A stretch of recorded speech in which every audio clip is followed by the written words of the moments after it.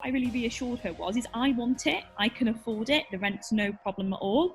I'll come in and I was going to redecorate it and furnish it. She would be able to see it all the time, but I would be in there for 5 years, so she's not having to change tenant every 9 months, which is the average for Whitby. Anything that damages to a certain point, I'll replace and I'll look after, and that she would get her rent on time.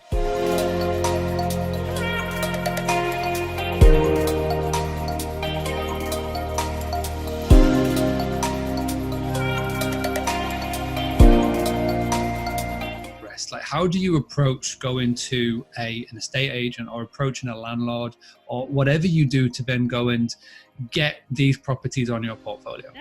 So the first thing I did when I hit Whitby, because I went with my friend for the day, we said we were going to go and have a nice day out in Whitby without any children, just us. And I thought, while I'm there, I'm going to see if I can get some property.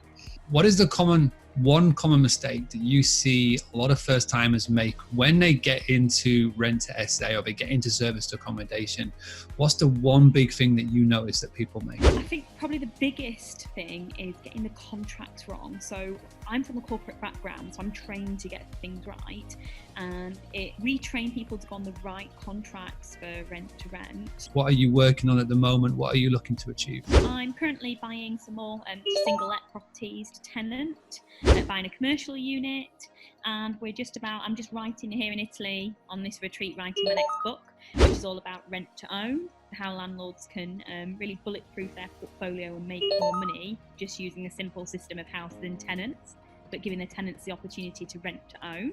And then I think we're going to have that out as a course in October, because we've got quite good demand for that. And that's my ideal strategy. I get so excited because it is a win-win for landlord and tenant, like the biggest win-win there is.